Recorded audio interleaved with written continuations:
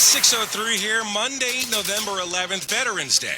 It'll be sunny today, highs going up into the mid-70s.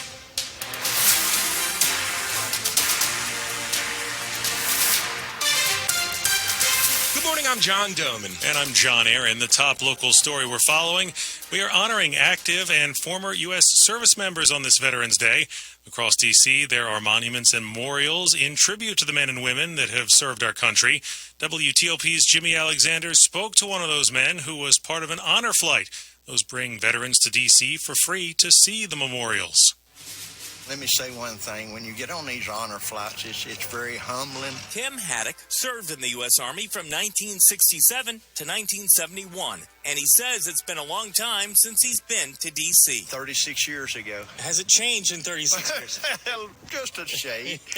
The Georgia native was 19 years old when he went to Vietnam and still remembers what he was thinking on that long flight. I hope I get back alive. And you did. I did. A lot didn't. Tim is now 73 and walks slowly with a cane.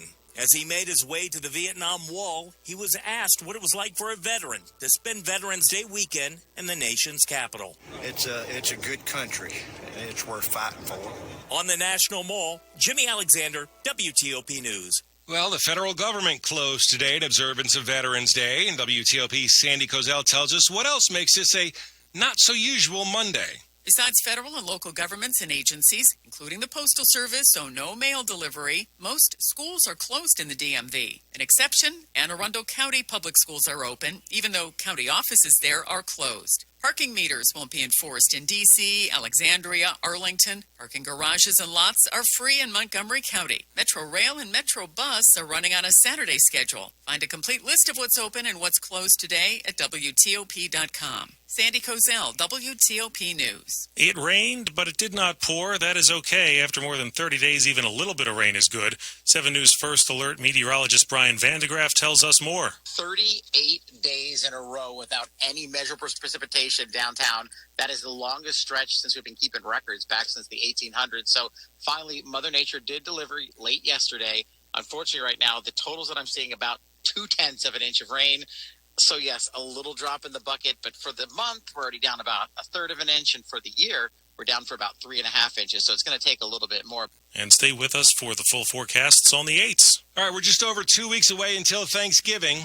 Some people have started planning out their meals already. Some of us will wait till maybe the day before. Some of us just, lean on our spouses.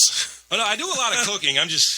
Thanksgiving still seems a long way away right now. I go get rolls. That's my job. Well, WTOP's Neil Augenstein says he has a little bit more on what you can expect to pay for this year's Thanksgiving feast. Prices at the grocery store this Thanksgiving will be up just over 1% from last year, but still 20% higher than 4 years ago.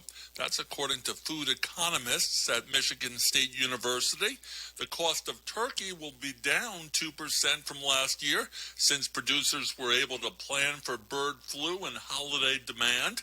Ham, frozen pies, potatoes, and fresh cranberries will cost less this year, but you can expect to pay a bit more for wine and bread stuffing, and eggs will cost 40% more than last year.